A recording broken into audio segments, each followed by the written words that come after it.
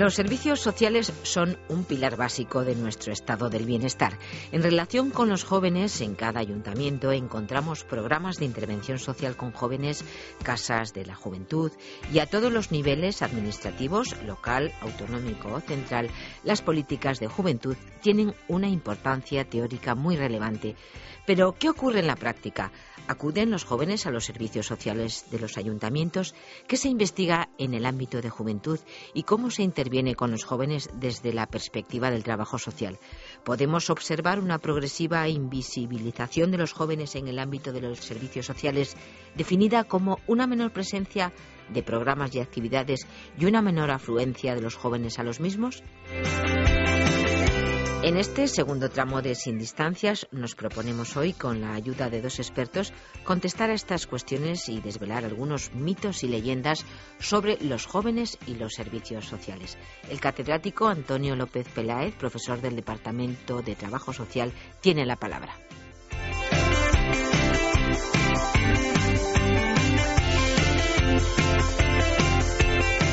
Buenos días, la verdad es que es un encanto estar aquí el 15 de mayo.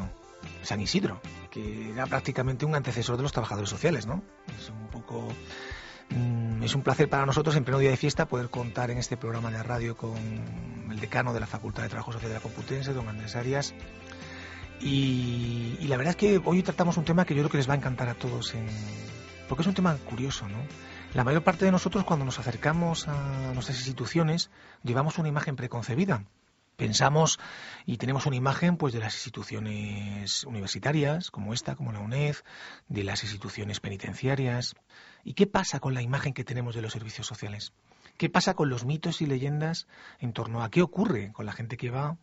¿Y qué piensan nuestros jóvenes de los servicios sociales? Es un buen tema, es un tema en el que nuestro grupo de investigación, el grupo Koinonia, llevamos trabajando bastante tiempo, hemos publicado en el último año pues tanto un monográfico en la revista de estudios de juventud del Instituto de Juventud de España sobre jóvenes y trabajo social, hemos publicado un monográfico en la Caixa sobre crisis económica y emancipación tardía, y la verdad es que son temas cada vez más candentes porque nuestros jóvenes también necesitan acercarse a los servicios sociales.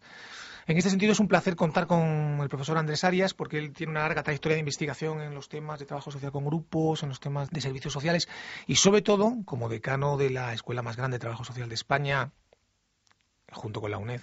No, hay que defender también nuestra institución, pero bueno, la Complu es una escuela clásica de referencia para todos nosotros, ¿no? Y alma mater de casi todos. La verdad es que tiene también una visión amplia tanto de los jóvenes que van como de las prácticas, como de los servicios sociales, tanto a nivel de la Comunidad de Madrid como a nivel nacional. Por lo tanto, es muy interesante hablar sobre estos temas, ¿no? Sobre qué piensan nuestros jóvenes, sobre qué pasa con los servicios sociales y sobre las principales leyendas que hay en torno a ellos. Así que, buenos días, Andrés. Buenos días, Antonio. Muchas gracias por haberme invitado. La ventaja fundamental de trabajo social es que es una disciplina de ayuda que, entendida en el sentido democrático del término y profundo, que es capacitar al sujeto, a cada uno de nosotros, para afrontar retos y oportunidades, ¿no? Y esa capacitación, esa capacidad de afrontarlos como ciudadanos, una democracia avanzada, es la que nos da un horizonte de actuación, la que conforma el código ético de los servicios sociales y el trabajo social, y también la que anima a nuestra docencia, tanto en las asignaturas de la UNED como en las de la Complutense, como en cualquier diplomatura, ¿no? O licenciatura, porque las diplomaturas están a extinguir. En ese sentido, la primera pregunta para Andrés es: ¿qué imagen ves tú que tienen tus estudiantes de los servicios sociales y el trabajo social cuando se acercan a la facultad por primera vez? Tenemos un compañero que es profesor asociado en nuestra facultad, Darío Pérez, que es el responsable del Examen Social en la ciudad de Madrid por parte del ayuntamiento, que lleva ya durante unos cuantos años haciendo un pequeño estudio, un estudio que no tiene grandes pretensiones científicas, pero sí que nos resulta muy, muy útil para orientar nuestra docencia, ¿no? Y lo que suele hacer los primeros días de clase, él tradicionalmente da la asignatura de introducción a los servicios sociales, es preguntar a sus estudiantes qué imagen tienen de los servicios sociales, ¿no?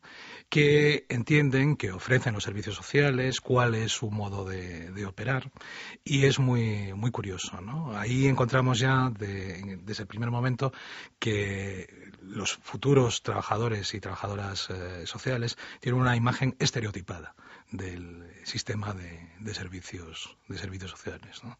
Una imagen en la que tienden a entender que los servicios sociales son para personas que están en los márgenes, para personas que están en situaciones graves de exclusión o de marginación social, ¿no? Y normalmente lo que suele hacer Darío es, al finalizar el curso, volverles a preguntar por su nueva imagen de los servicios sociales, ¿no? Aquí se lo tendría que preguntar con mayor especificidad a Darío. Yo creo que sí que ha habido un cambio en los últimos años, ¿no? Yo recordarás conmigo las primeras leyes de servicios sociales, ¿no? En la que los principios inspiradores de las mismas eran muy claros, muy notorios, y todo el mundo con muchísima ilusión apostaba por ello, ¿no? Universalidad, normalización, prevención, etcétera, ¿no? Y poco a poco, con el paso de los años, parece que se nos han ido olvidando esos principios, ¿no?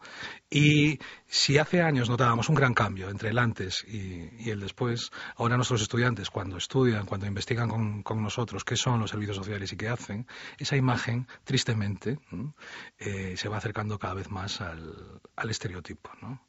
En el sentido de que cada vez más, tristemente, los servicios sociales son no para todo el conjunto de la población, sino para personas que están en los márgenes. La verdad es que es un tema interesante, porque en los datos específicos para los que nos escuchan, ¿no?, saben que todas las actividades que realizan los trabajadores sociales en su unidad administrativa son recogidas y, digamos, categorizadas por un sistema informático que tienen diferentes nombres en diferentes comunidades autónomas, pero que al final permite una cierta integración de los datos y que llamamos el SIOS, ¿no?, que nos permite saber la descripción, el número de actividades que se realizan por sectores: infancia, maltrato, familia, jóvenes. Bueno, cuando uno busca la categoría jóvenes, resulta que en el año 2008, 2009 y 2010, como pueden ver en la bibliografía que hemos citado antes, el porcentaje de jóvenes que acuden de intervenciones en torno a esta categoría no llega al 1,16% de todas las actividades que se realizan en los servicios sociales. O sea que es verdad que nuestros jóvenes están alejados, ¿no? Es verdad que están alejados. Y es verdad que hay estereotipos, ¿no? Yo creo que, no sé si estás de acuerdo, que uno de los principales estereotipos es que la propia carga burocrática ha hecho que el trabajador social se convierta en un gestor de prestaciones, en un evaluador de necesidades, y todo lo que es la actividad de intervención social más dinámica, más orientada a la intervención grupal, a la intervención comunitaria, más orientada a establecer procesos de cambio y capacitación de los sujetos más allá de una prestación concreta, pues está quedando relativamente fuera del ámbito del trabajo social, con lo cual el joven, claro, o está en una situación de exclusión social extrema y va a través de su unidad familiar, o si no, es que realmente no encuentra su espacio en los servicios sociales. Totalmente de acuerdo. Eso que estás diciendo también lo podemos constatar en cuanto analizamos publicaciones sobre trabajo social y jóvenes, sobre servicios sociales y jóvenes, ¿no? En donde la categoría joven es de las menos frecuentes, cuando analizas por descriptores, y cuando estudias y exploras los artículos dedicados específicamente a jóvenes, te das cuenta de que los jóvenes están ahí no por sí mismos, no como grupo de edad distintivo, sino que normalmente están pues o como desviados, personas que tienen problemas con las drogas, personas que tienen conductas o que manifiestan conductas desviadas, como víctimas, como sujetos de protección, o de manera genérica como usuarios que están afectos de un problema. Es un buen tema, porque claro, yo creo que eso ha generado también esta imagen o esta leyenda urbana que consiste en que el que va a los servicios sociales es porque ya no tiene dónde ir. En vez de darse cuenta, como en otros lugares, que los servicios sociales, y muchas veces el trabajador social, tanto en una institución pública como privada, es el profesional que puede ayudarte a establecer dinámicas de capacitación.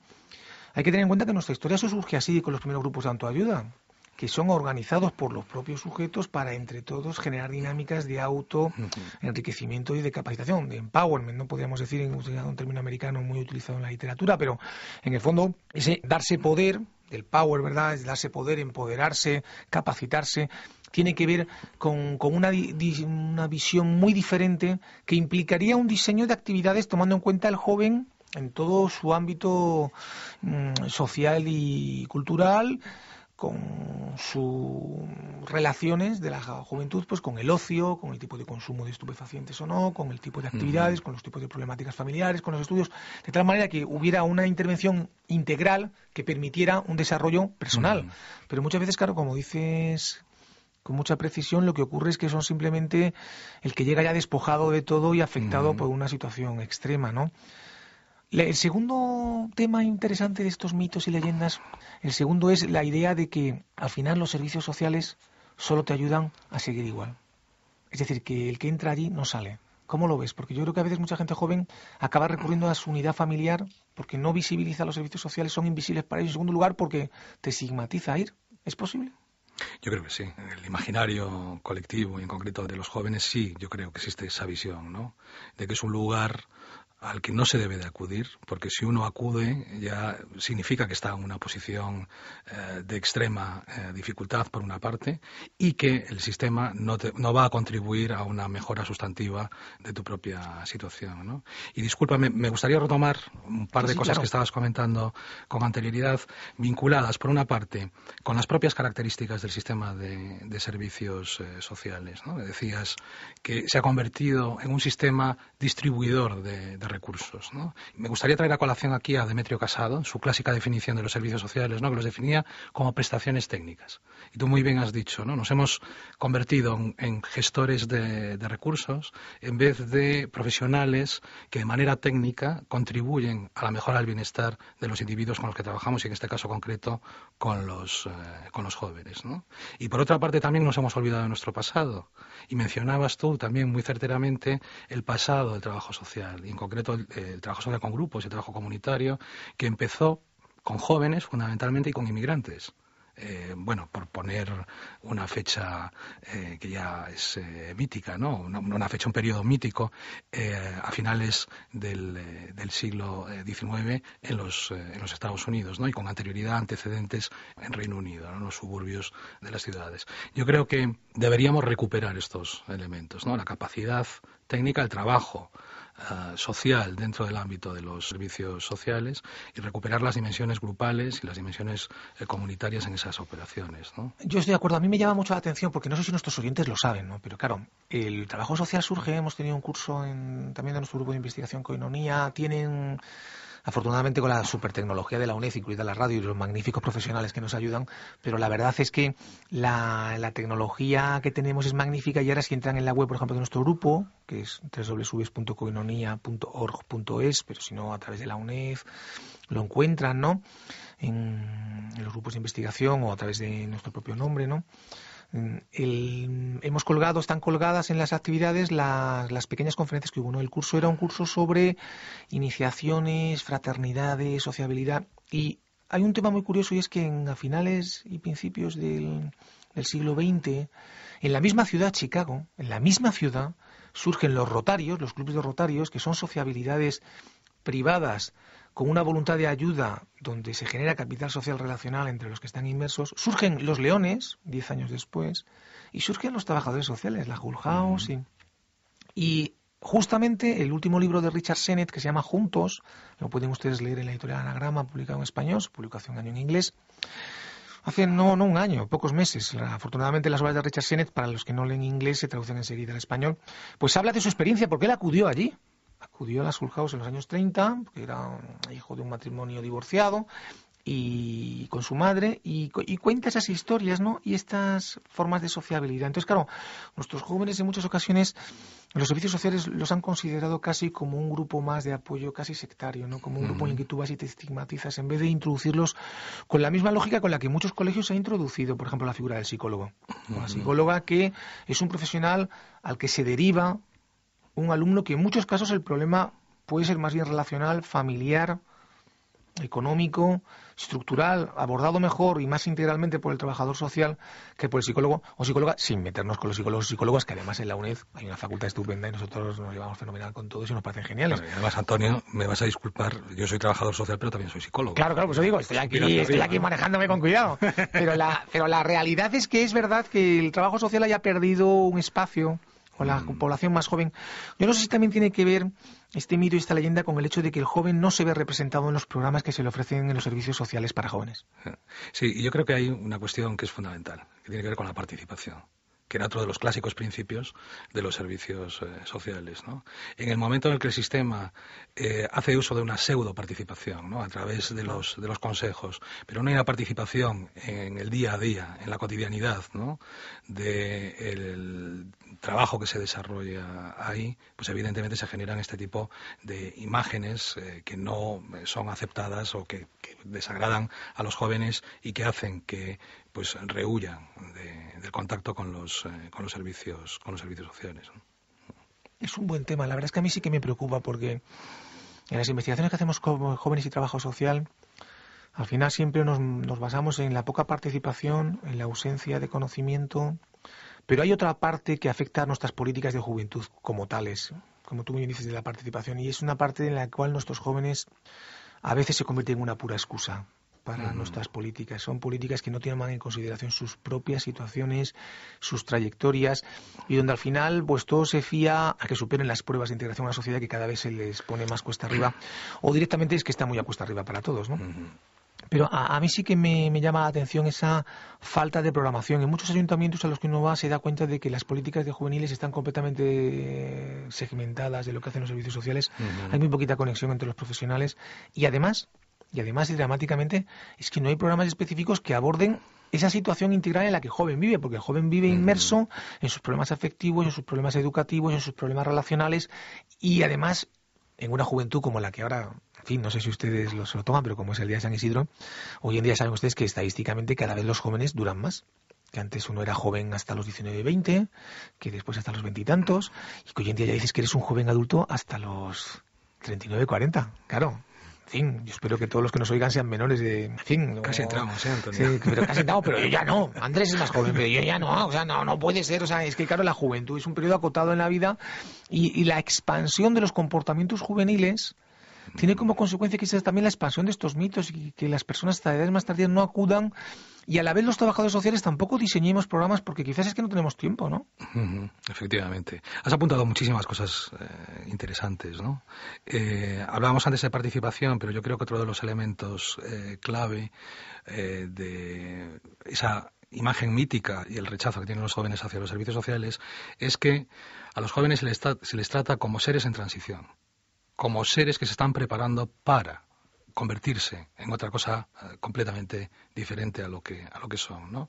Tal vez, si empezamos a entender que los jóvenes están en un periodo de la vida, como puede ser la infancia o como puede ser la etapa adulta, pues el modo en el que podemos orientar los programas, las intervenciones desde los servicios sociales podría mejorar muchísimo, ¿no? Has apuntado también otro elemento que es el de la segmentación, ¿no? Que yo creo que también aquí ha contribuido mucho el hecho de no ver a los jóvenes como tales, sino como problemas, ¿no? Efectivamente, eso es una buena visión. Y después la cuestión, y estos tres elementos, el de la escasa participación, el de la segmentación, el de entender que son periodos transitorios, contribuye a la infantilización, ¿no? A la eterna, a lo mejor podríamos hablar del complejo Dorian Gray, ¿no? Al que contribuye el sistema, ser toda la vida Kent o Barbie, ¿no? Pero ya sabemos lo que le pasa a Barbie y a Kent, que al final no progresan. A mí me llama la atención porque yo creo que la verdad es que nuestros jóvenes además experimentan algo muy típico de nuestras sociedades, ¿no? Que yo creo que es un tema clave para el trabajo social. En primer lugar, esa lógica, en vez de ser lógicas inclusivas, lógicas de identificarte por enemigos, nosotros contra los otros. Lo hablaba muy bien Sennett de esto, y es que es verdad, ¿no? Que estamos en una lógica, lo vemos en nuestros debates políticos, de siempre es el enemigo el que nos da identidad. Y a veces eso ha llevado a algunos investigadores a plantearse si no hay en realidad una cierta guerra de edades, ¿no? O se puede dar, porque es que el enemigo nos da identidad los que tienen pensiones frente a los que no las tienen. Nos da identidad una serie de características que hacen que nuestros políticos, por ejemplo, hayan favorecido extraordinariamente la tercera edad frente a la juventud. No vamos a discutir que no tengan que tenerlo, sobre todo porque en el caso de Andrés no, pero en el mío ya me acerco a la tercera edad, con lo cual es bueno que haya todo tipo de prestaciones y seguridades, pero es cierto, si es que dura, ¿no?, cuando yo llegue a la jubilación, pero es cierto que claro, que ahí hay una distribución asimétrica de los recursos y una visión muy asimétrica que además interioriza en el propio joven la culpabilidad de su situación, porque otra leyenda urbana es que el destino es una cuestión solamente individual. No, tenemos responsabilidad, tenemos que afrontarlo, pero también hay cuestiones estructurales. Ahí es donde está la capacidad transformadora del trabajo social, ¿no? El abordar tus capacidades para que comunitariamente o grupalmente puedas afrontar mejor retos que, aunque tienes que tomarlos en primera persona, no los has definido tú. Yo no he definido las leyes del mercado del trabajo, ni los contratos temporales, ni otras muchas cuestiones que me afectan como joven, ¿no? Pero sí que tengo que tener una capacidad de afrontarlo más allá de la pura culpabilización porque soy joven o la pura culpabilización porque no he llegado. Sí, en el fondo yo creo que todo confluye a valorar positivamente la juventud, ¿no? Y valorar los elementos constitutivos de la misma, la ruptura, la rebeldía, e incorporar esos elementos en el diseño de las políticas para jóvenes, ¿no? Sean políticas de servicios sociales o sean de cualquier otro tipo, ¿no? Lo que es evidente es que los jóvenes no se equivocan cuando perciben los servicios sociales de la manera en la que lo hacen, ¿no? Yo creo que el acento lo tenemos que poner en el cambio futuro de los servicios que le ofrecemos a toda la población y a los jóvenes en particular. Eso es verdad. A mí me llama mucha atención en el monográfico en el que estuvimos trabajando Andrés y yo, ¿no? Y que os hemos comentado de la revista Estudios de Juventud, que, por cierto, todo el que quiera lo puede leer porque es gratis, se descarga el PDF en Internet. Había un artículo sobre esa cuestión, ¿no? Sobre el trabajo social como un espacio de adultos para adultos. Un espacio de adultos para adultos donde uno entra y se encuentra con que todos los códigos de intervención... También es verdad que nuestra propia profesión está envejeciendo. Los trabajadores sociales que se incorporaron masivamente a la expansión del sistema de servicios sociales con las primeras leyes de servicios sociales y que ampliaron enormemente el número de aquellos que antiguamente eran asistentes sociales, pues vamos todos envejeciendo y hay menos incorporaciones que la pura trayectoria vital de cada uno de los que estamos dentro, ¿no? Pero es verdad que puede ser un espacio de adultos para adultos donde nos falta sensibilidad, ¿no? Y diseño adecuado. Sí, yo creo que el trabajo social es una actividad de adultos para adultos, de clase media, mantenedora en alta medida del orden social establecido, lo decías tú antes, ¿no? Cuando los jóvenes se acercan a los servicios sociales tienen la sensación de que lo que se produce es una reificación de las situaciones de preocupación con las que acuden, ¿no? Sí, yo creo que en este sentido, bueno, esto es muy positivo porque tenemos muchísimo camino por delante, ¿no? Y mucha investigación que hacer, mucho cambio de prácticas. Yo quiero felicitar a todos los que se han matriculado en trabajo social porque es una carrera estupenda. O sea, que lo primero que hacemos siempre en estos programas es felicitar a la gente por elegir bien. Y han elegido bien. Y los que no la han elegido, la pueden elegir en el futuro en la UNED porque se pueden matricular siempre que quieran. Con lo cual, no se preocupen, es su segunda o tercera carrera perfectamente para poder hacer asignaturas sueltas. Otro mito o leyenda es que solamente es para población excluida inmigrante. O sea, es verdad que hay una saturación. Esto ocurrió ya en Francia, ¿eh? A la gente que le guste la historia, desde nuestro punto de vista, siempre es discutible todo, pero desde el punto de vista del trabajo social, uno de los problemas de la polarización de la clase obrera francesa, que da origen en parte al partido y a la ideología de Le Pen en Marsella y en otros lugares, es la competencia por recursos escasos entre la población de clase media, media-baja francesa y la población inmigrante que llega siempre en situaciones de mayor precariedad. Aquí cualquiera de nosotros lo sabe, cualquiera que afortunadamente tenga un hijo, porque ya saben ustedes que en España la tasa de natalidad está por debajo de Ciudad del Vaticano y que es que no damos, pero cualquiera que tenga un hijo sabe perfectamente que si lo lleva a la guardería pública, pues es que hay muy poquitas y además hay un nivel de competencia por el recurso espectacular y al final uno nunca llega con su salario normalizado de 1.200 euros o de 1.500 porque siempre hay una situación peor. Entonces, esa situación de escasez en los recursos, de competencia por recursos escasos y a su vez de uso intensivo de los servicios sociales por colectivos, aparte estigmatizados en situaciones de precariedad extrema, hace que además los identifiques como una serie de recursos cada vez más alejados de lo que podríamos denominar las debilitadas clases medias, ¿no? Efectivamente. Pero esta cuestión de los recursos y además en muchas ocasiones centradas en los recursos económicos, ¿no? Yo ahí soy muy ambivalente, ¿no? Sobre todo en el momento actual debemos de defender el mantenimiento de los recursos para los servicios sociales. Pero dicho esto, creo que es muy importante no centrarse en exceso o no darle extrema importancia a los recursos de tipo económico, sino a recursos que son muchísimos más valiosos, ¿no? Como la constitución de redes sociales, la facilitación del apoyo social, la creación de espacios de ocio y de tiempo libre, ¿no?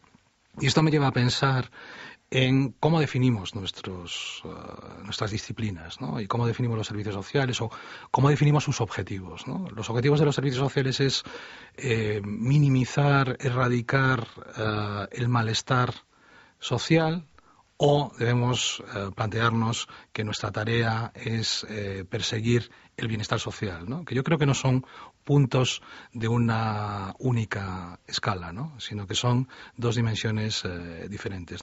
Yo creo que el malestar tiene un punto cero que no supone bienestar, pero el bienestar social es otra cosa completamente Yo creo que es una distinta, situación paradójica, porque el trabajador social, por un lado, al institucionalizarse, se convierte en una pieza clave del estado del bienestar.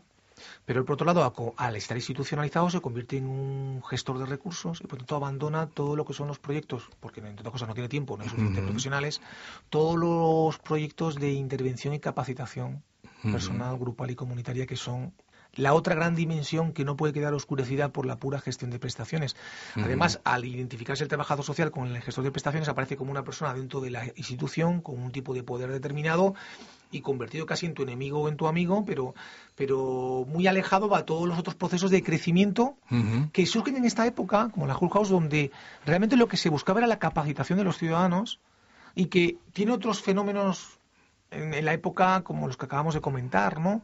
De otro tipo de organizaciones. O sea que yo creo que ahí sí que estamos en una situación paradójica, porque nuestra propia institucionalización, perseguida por la profesión y deseable, y además cada vez debe aumentar el gasto social para equipararnos a la Unión Europea, incluso en los tiempos de crisis en los que estamos, lleva unido la gestión de prestaciones y el abandono en cierta medida de la actividad de campo, ¿no? Efectivamente. Sí, son los efectos secundarios, ¿no? De pues otros logros, otras conquistas, ¿no? Que valoramos muy positivamente dentro de la Podemos decir que el trabajo social no puede morir del éxito derivado de su institucionalización y de su funcionalización. O sea, tiene que abrirse a otro espacio, ¿no? Otro espacio. Pero es una cuestión difícil y yo creo que la gente joven esto lo ve claro. O sea, ve claramente una gran distancia entre el conjunto de prestaciones, además diseñadas para situaciones de exclusión que no son las de los jóvenes, son las de las familias efectivamente con otro tipo de problemas o de otro tipo de unidades, pero no da al joven como tal que comparte con sus iguales una determinada forma de afrontar la vida, ¿no? Además, en clase, vosotros también lo notaréis, en el momento en el que nos olvidamos del algoritmo de la gestión de la prestación, ¿no? Porque en el fondo una gestión de prestaciones la podría hacer perfectamente una máquina. Es cuestión de tener el baremo, los datos, y los criterios establecidos y aplicar la fórmula, ¿no? A nuestros estudiantes y a los vuestros, me imagino, lo que más les interesa es cómo contribuir de manera técnica, ¿no? A la superación de situaciones de dificultad con las personas con las que trabajamos, a mejorar las situaciones en las que viven, a que tengan una red social más rica, tú lo decías antes, más vinculada con componentes de empowerment, entre otras muchas cuestiones, ¿no?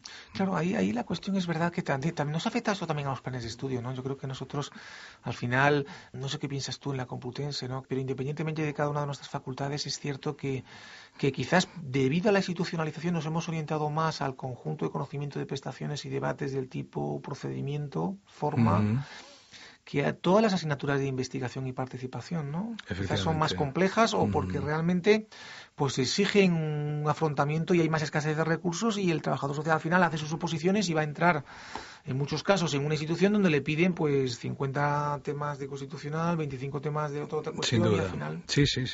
Y además, en muchas ocasiones, yo que he dado la asignatura de introducción, bueno, la antigua asignatura que teníamos de introducción a los servicios sociales en la diplomatura, uno tenía la sensación de impartir un conocimiento obsoleto de manera cotidiana, ¿no? Que en el momento que terminaba el curso, las cuestiones organizativas habían cambiado ya, la organización del sistema se había modificado y lo que habíamos realizado los estudiantes y el profesor era construir un conocimiento con una fecha de caducidad que ya no es la que tienen los yogures en este momento, según nos dice el ministro, ¿no? Pero que sí que es verdad. Y además después ha habido una falta de tradición muy importante en los ámbitos de trabajo con grupos, de trabajo comunitario en España. Y eso también se ha visto reflejado en la constitución de los planes de estudio y de las asignaturas, ¿no? Pero bueno, yo creo que con todo lo que estáis trabajando vosotros desde la UNED y lo que humildemente también nosotros hacemos desde la Complutense y otros numeroso grupo de colegas en otras universidades que están apostando por el desarrollo de otras formas de entender el trabajo social y los servicios sociales, pues bueno, yo creo que el futuro pues es prometedor, ¿no? Sí, no decimos que el futuro sea prometedor porque vaya a haber más excluidos, ¿eh? Nosotros decimos que el futuro es no. prometedor porque vamos a incrementar las capacidades de la población. Yo creo que la crisis económica, uno de los efectos que tiene positivos es que el mito ese del individualismo neodarwinista, feroz, competitivo, donde no hay consecuencias. En el fondo, las teorías de Bauman, ¿no? Yo no me comprometo mucho porque me cuesta poco así romper los compromisos, cada uno va cambiando de escenario. Eso solo es posible en una situación de beneficio y de bienestar extremo, que además no es compatible con la trayectoria personal de cada uno de nosotros, donde hay momentos de enfermedad, hay momentos de dependencia, hay momentos de debilidad, y hay un conjunto de trayectorias que son lo que hacen a la vida humana compleja, ¿no? A mí me parece que quizás nuestra práctica profesional ha ido muy unida a la gestión de prestaciones y a la superación de graves déficits que tenían en los últimos 30 años, sobre todo las poblaciones mayores, desasistidas, sin pensiones, con pensiones no contributivas, con situaciones básicas, como han hecho muchos trabajadores sociales, de evaluar la salubridad de una vivienda y una subvención para poner un cuarto de baño actualizado y correspondiente y con sus correspondientes bajantes, todas las actividades dirigidas a bancos de alimentos, otras cuestiones, que son situaciones que dramáticamente vuelven a ponerse de manifiesto, pero que han ocupado todo nuestro tiempo, era necesario, pero ahora, a pesar de la situación de crisis y que hay que volver a afrontarlas, es necesario abordar otras capacidades de la población que son las que les van a permitir desarrollar sus trayectorias vitales y crecer de otra forma, ¿no? Crecer de otra forma, porque si no, al final, como decía Quevedo, ¿no?, en ese poema magnífico, nos queda solo el final, ¿no? Al final hay este cuarteto extraordinario a la muerte de Don Juan, ¿verdad?, que decía Quevedo. Esto es para que la gente joven se consuele de su juventud y disfrute de ella, y los mayores, en fin, nos reciclemos. No digo que nos operemos de cirugía estética, pero sí que aprovechemos el ejercicio de las potencias cuando están vivas. Decía Quevedo lo siguiente, decía: puesto que están de nieve las cumbres llenas, la boca de los años devastada, la vista enferma en noche sepultada y las potencias de ejercicio ajenas. Y es importante que nosotros, antes de que llegue todo esto y cuando llegue, seamos capaces de afrontarlo. Yo creo que lo que queríamos aquí poner de manifiesto es, en primer lugar, que está incrementándose el nivel de investigaciones sobre jóvenes y servicios sociales y trabajo social, que hay potentes grupos en España de trabajo en el ámbito del trabajo social de los jóvenes. Hay que agradecer al Instituto de la Juventud que tuviera la buena idea de organizar este monográfico con nuestra iniciativa de trabajo social y jóvenes, porque era el primero que se hacía en España. Es un indicador también, una revista de esta magnitud. No haya habido otro en los últimos 30 años. Eso nos indica que estamos en un momento de cambio, y quizás sí que animarnos a que nuestra vida tenemos que generarla de tal forma que podamos tener mayores vínculos, mayor cohesión social y un espacio mayor para nuestros jóvenes.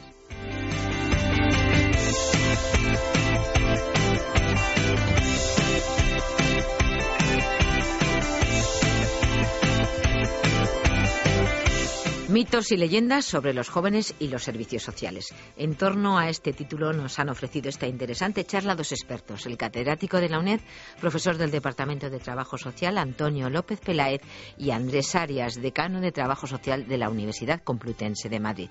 Para todos aquellos que quieran profundizar en esta temática, les recomendamos un trabajo coordinado por el catedrático López Peláez, el número 97 de la revista Estudios de Juventud, dedicada a los jóvenes y trabajo social.